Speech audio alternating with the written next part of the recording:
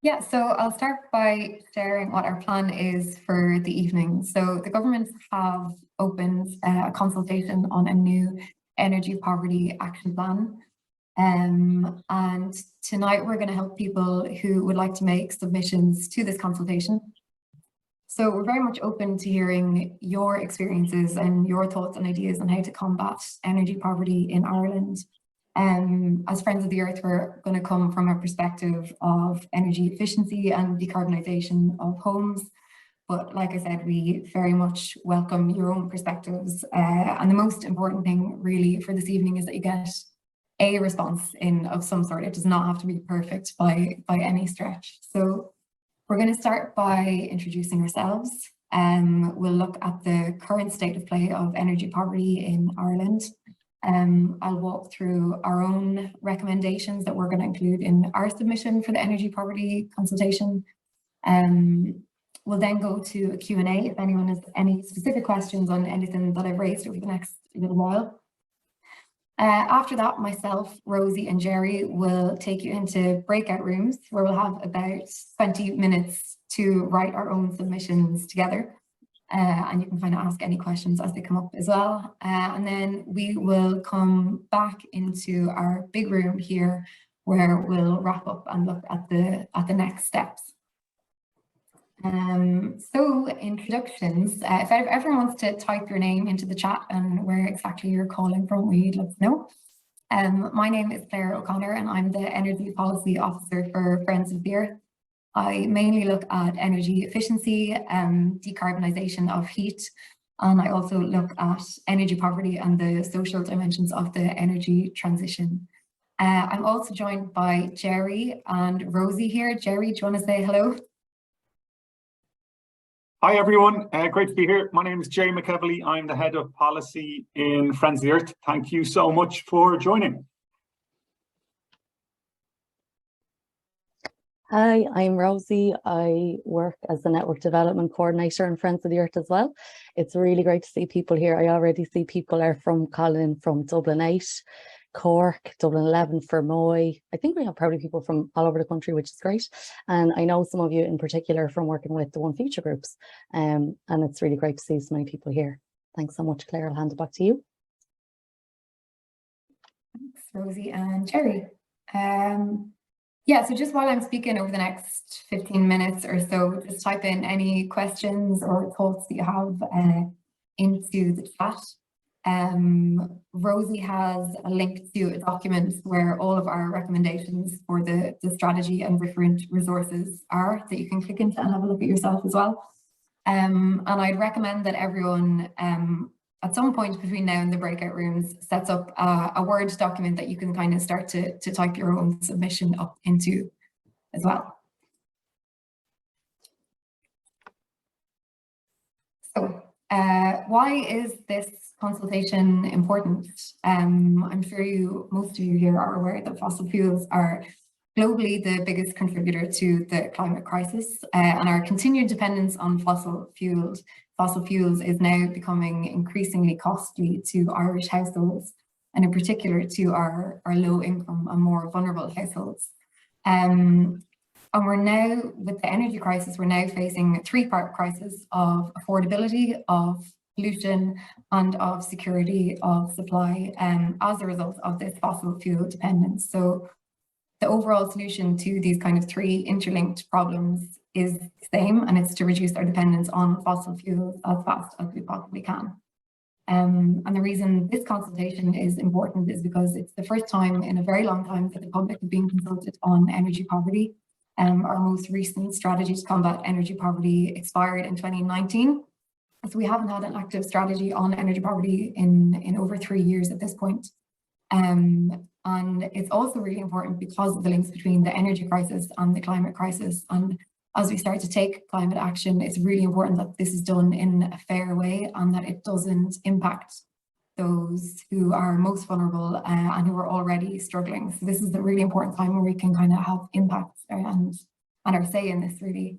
And it's also important because we can look at also reducing the root causes of energy poverty, which I'll go into shortly. And as well as that, it's cross-cutting. It covers the Department of Climate, the Department of Health, Housing, and the Department of Social Protection. So it's a really important consultation to get involved in. So thank you everyone for showing up this evening.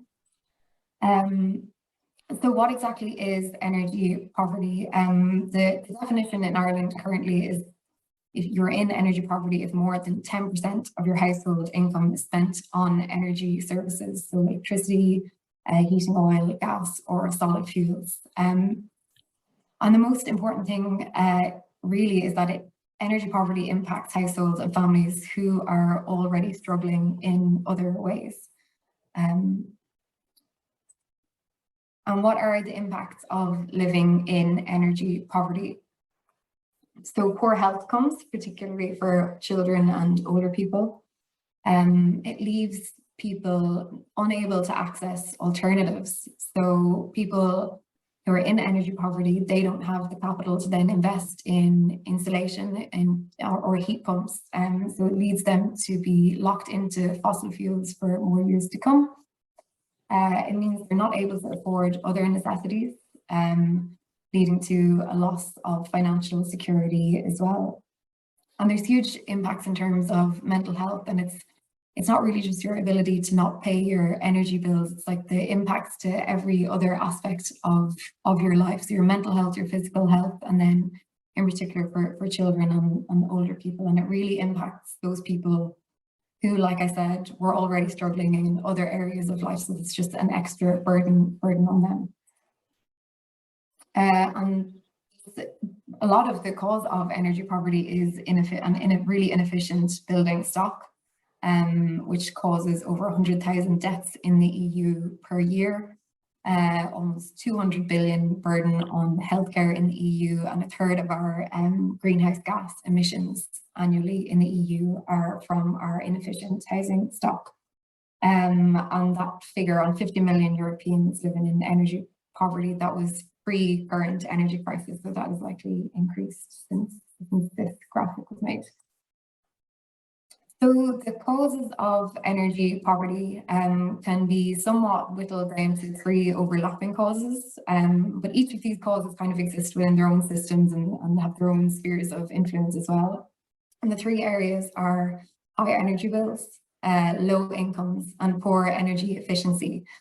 And like I said, if we were to zoom out a little bit further here, each of these three sections have their own influences. So high energy bills can be caused by increased fossil fuel demand, by energy security risks.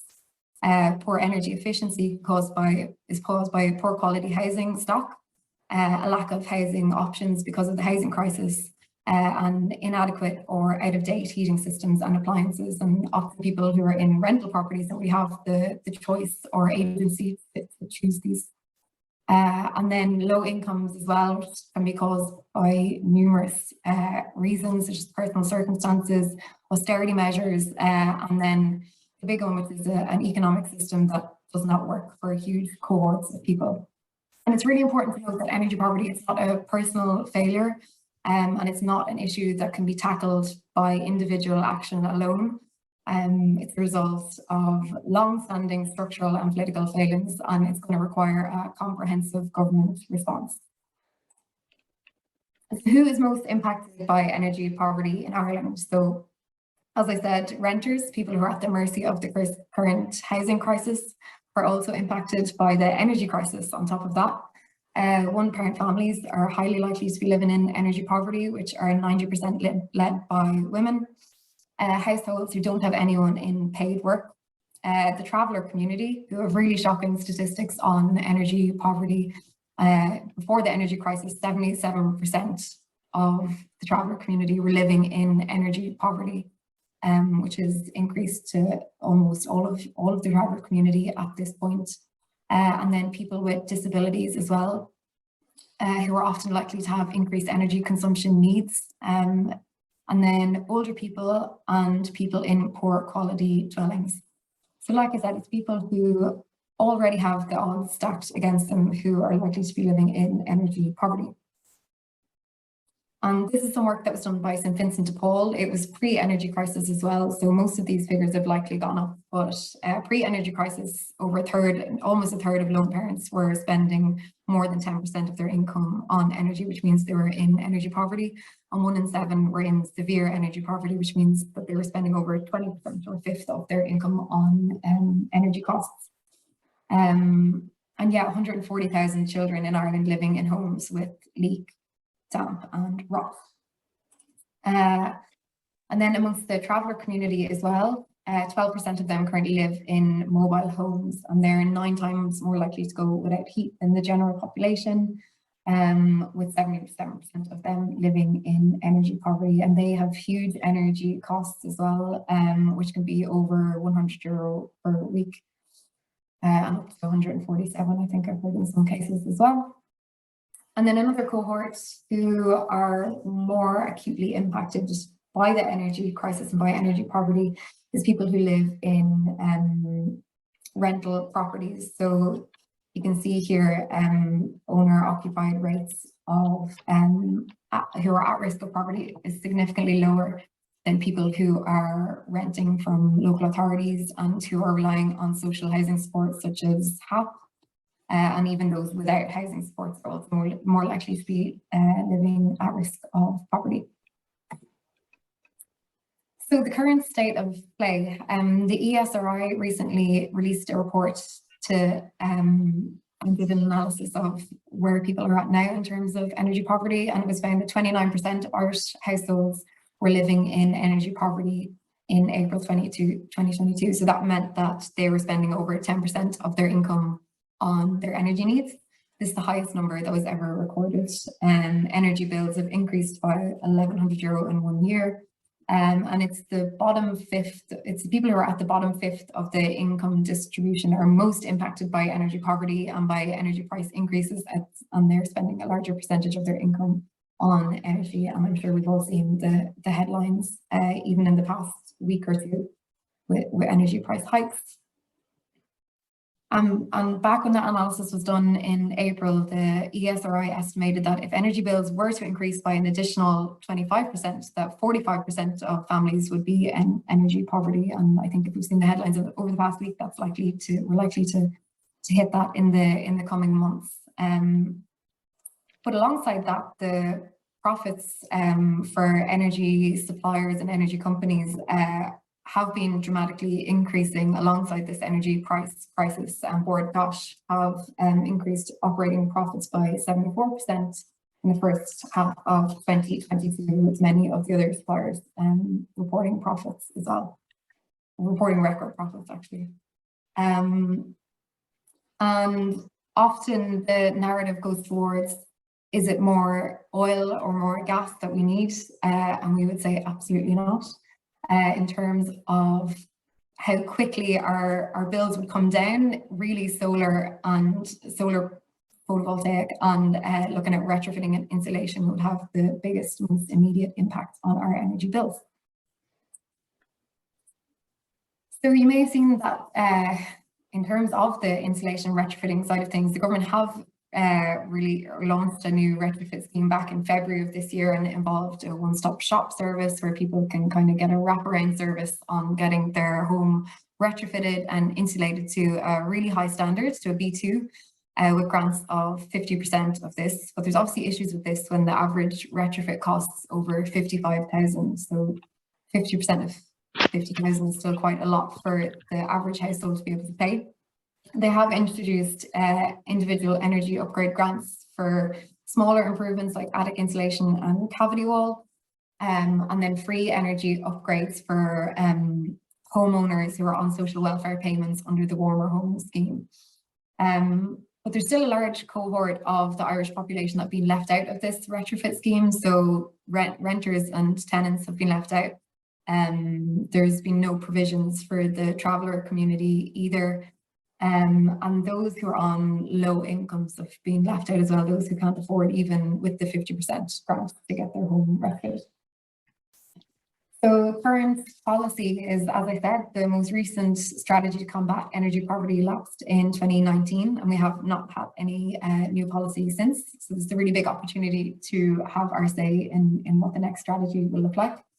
And it's going to be called an energy poverty action plan. So as well as the medium to long-term measures to tackle sort of the more structural causes of energy poverty, they're also looking at more short-term and immediate measures ahead of this coming winter to protect people who are most at risk of energy poverty. So as part of the consultation, they've asked 5 different questions. And the first one looks at retrofitting home energy upgrades. So what else could the government do to alleviate energy poverty through retrofitting, through insulation, and through energy upgrades? The second question is, what further action could they do to alleviate energy poverty in the rental sector? Like I said, the current retrofit scheme doesn't have any specific provisions or protections for tenants in the private rental sector at the moment. The third question looks at energy prices, the cost of energy, and how we can kind of protect people who are at risk of energy poverty from further price hikes. And then the fourth question looks at governance, research, and data collection, and what else could be done in that area. And then the fifth question is for any additional relevant information or views that you yourselves would like to submit. And like I said, we'll share our own views and recommendations with you, but you're completely welcome to take or leave what you need or don't need, and to share your own experiences and your own thoughts. And yeah, like I said, the most important thing is to get any response in. The deadline is next Monday. Ideally do it tonight while we're on the webinar, so it's not hanging over us for any longer. I know September is a really, really busy time for all of us. So yeah, recently we have worked with lots of other organizations who work in the anti-poverty and environmental space to come up with a set of asks on energy poverty and pollution that we would like to see implemented ahead of this winter. And a lot of what I will share with you today is informed by this joint statement. So I will start now. And Rosie, I can't really see the top, so I'm sure you've shared the longer, more detailed document, which is these in a lot more detail. Yeah, I will. That's a good reminder, Claire, for me to do that now. And just by the way, we are going to do a Q&A, so please ask questions in the chat and we'll collect them all at the end. Thanks so much. Thanks, Rosie. Yeah, so this is question number 1. And what further action could be taken to alleviate energy poverty through home energy upgrades, which also means retrofitting and insulation? And we suggest that the government prioritise, firstly, the worst performing buildings alongside low income and energy poor households in any of their national retrofitting efforts, so that these are the people who are being retrofitted first, the people who are most in need. The warmer home schemes that I spoke about earlier, so this is free retrofits for people, for homeowners who are on a social welfare payment. And we think that the criteria for this needs to be expanded to people who are renting, as well as people who are in energy poverty and not necessarily on a social welfare scheme specifically. We also think that the social housing stock, all of the social housing stock needs to be retrofitted, and those targets needs to be increased. At the moment, the government has set a target of retrofitting 36,500 social housing homes by 2030, which is only, I think it's less than 40% of our overall social housing stock. So I think if we are to implement a policy of our most vulnerable first, and as well as that the government-owned housing, I think would make most sense to retrofit first, instead of relying on the market to create demand. As well as that, rural areas need to be targeted as well, in particular rural homes that are relying on solid fuels like peat and wood as well. And much more engagement needs to be done with these rural areas as well, to engage them with the transition. And then energy poverty needs to be targeted in the traveller community, as I said, as well, and they haven't been included in any of our retrofit plans to date. As well as that, we need to ban the installation of fossil fuel boilers. If we continue to install fossil fuel boilers, we leave people locked into burning oil and gas for many more years to come. And then looking at the rental sector specifically. So as I mentioned earlier, energy poverty is very much linked to our housing crisis. The lowest income tenants are most likely to be in the most inefficient housing, and thus footing higher energy bills. So one of our recommendations is that retrofit grants for the private rental sector should be conditional on tenants being offered a long-term lease, which targets them both the energy crisis and the housing crisis at the same time. That these free energy upgrades, the warmer home scheme, should be expanded to include properties that have tenants who are receiving the housing assistance payment, or the HAP. And that's also on the condition that they're offered a long-term lease, so that landlords don't, I suppose, receive these grants to increase the value of their property and then just turf their tenants out. Also, minimum energy performance standards for the private rental sector. So as well as a carrot, as well as having grants available to landlords, we also need a stick, and we need really clear timeline and targets as to when these minimum energy performance standards will be implemented, so such as a minimum BER or something similar needed in the private rental sector. And we need to see eviction protection for tenants who are undergoing retrofits. And then a long-term retrofit plan for the rental sector needs to be implemented that includes new financing options in addition to the current retrofit scheme. Then looking at the area of energy prices and consumer protection, so how we can alleviate energy poverty in this area. The fuel allowance needs to be revised urgently and immediately. The ESRI have suggested it should be doubled from the current rate of €33 per week to €66 per week in order to actually effectively tackle the crisis. As well as that, we think the eligibility for fuel allowance needs to be widened to those including those receiving working family payments. And then also looking at more broadly the cost of living, we need to increase all social welfare payments and to raise the minimum wage to a living wage.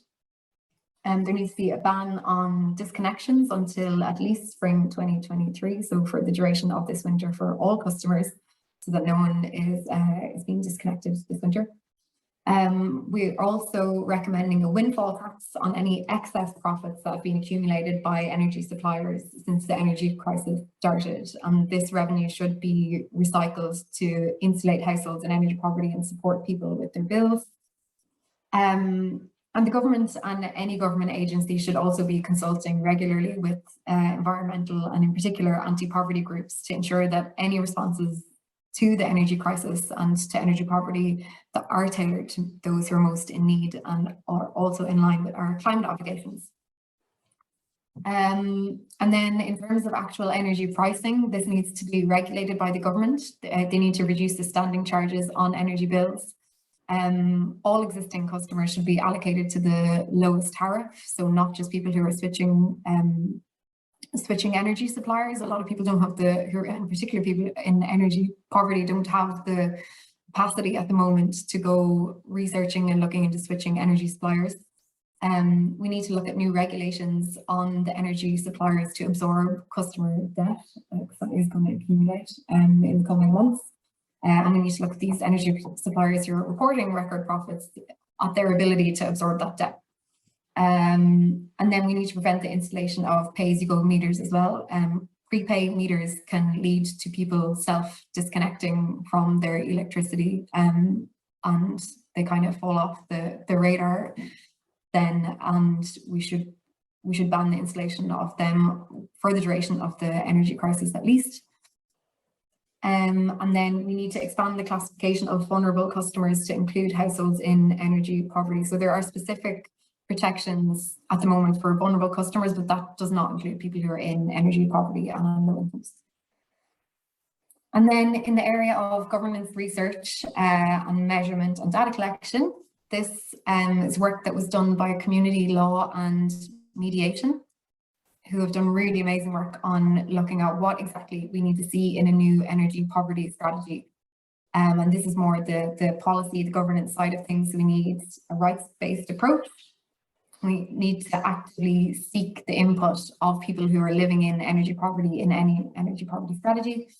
We need better public participation. We need much better data collection on energy poverty, moving beyond the explanatory method that states that 10% of your energy or that you're in energy poverty if more than 10% of your income goes on energy. Because it doesn't really account for people who may have cut down on energy use as well. And it needs to be placed on a statutory footing to ensure that there is a whole of government approach. And we need really effective monitoring and accountability mechanisms to make sure that we are actually staying on target and making progress. It needs to be aligned with climate justice, so that any energy poverty is a win-win for both energy poverty and for climate action as well. And that we should develop an Energy Poverty Act in 2023, like I said, to ensure accountability and long-term political commitments.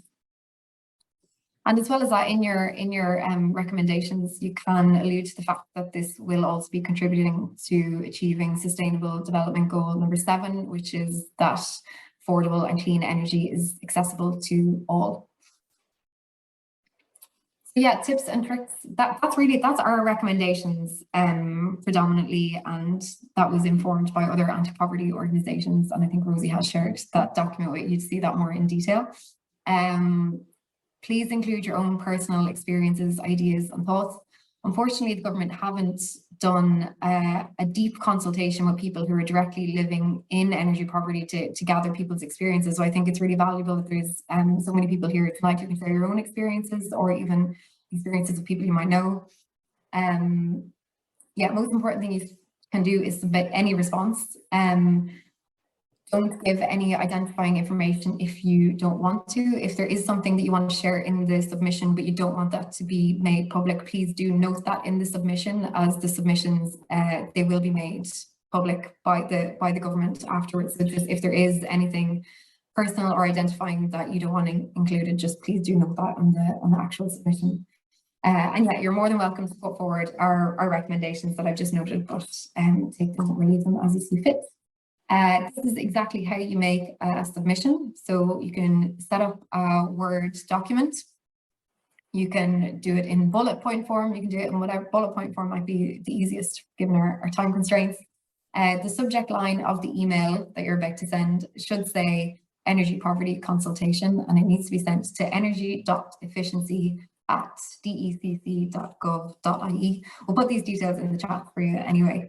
And the last date to submit is next Monday at 5:30 p.m. But like I said, we can do it now together.